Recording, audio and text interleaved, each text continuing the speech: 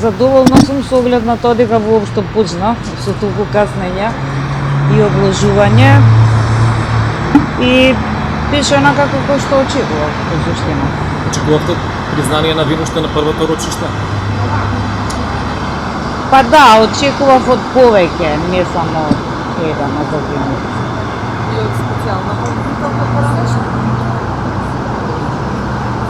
Добро, Имаше еден филм, Чарлиевите ангели. Имаше една господја, Катица Јанева, која влезе во тој филм, мислејќи дека никој ништо не може.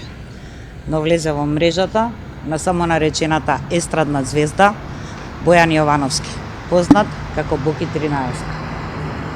Обвинителството ќе докаже дека тоа го сторила од алчност и за тоа ќе презентира несоборливи докази. Со тоа не се посрамоти само себе си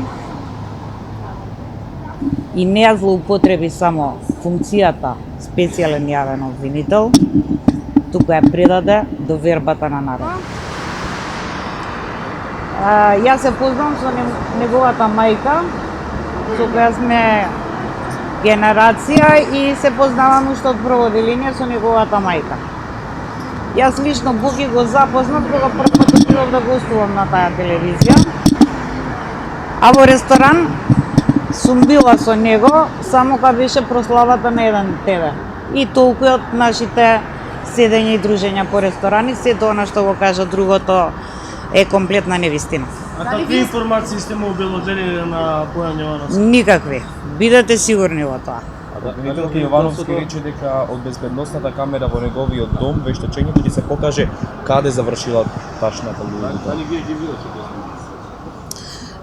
Не сум ги видела, сега не можам точно во моментот да се сетам дали е завршено тоа вештачење или пак го нема тој период.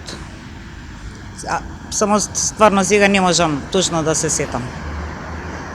Видете, и тоа и за обвинителството ќе беше добро. И ќе биде добро. Доколку се утврди каде завршила. Зошто мораше во вашиот доводен говор да употребите фразата така наречен естраден уметник? Нели е обвинет како и сите други? Па добро, он себе си се рачунаше за естрадна звезда. Јас за тоа и го употребив тоа. Ќе помогне во вашето образование за да го кажете дека Видете, во видните зборови се најава на она што ќе се докажува во текот на главната расправа. Чи доказите кои ќе ги презентира обвинителството, ќе го докажат тврдењето дека ги сторил кривичните дела кои му се ставаат на товар. А воведните зборови се само најава на тоа што ќе се случува.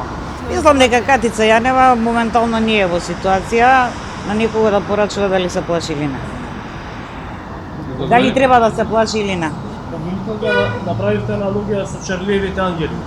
Да ме прашам дали сте го гледале филмот и дали знаете дека Чарлиевите ангели секогаш на крајот излегуваат херои. Дали испадне така и со ова? Вака, јас направив аналогија со тој филм. Да, секако дека сум го гледала, но не сум ја гледала македонската верзија од документарецот што тие си ја снимија за себе. И затоа почнав со Чарлиевите ангели мислејќи на документарецот.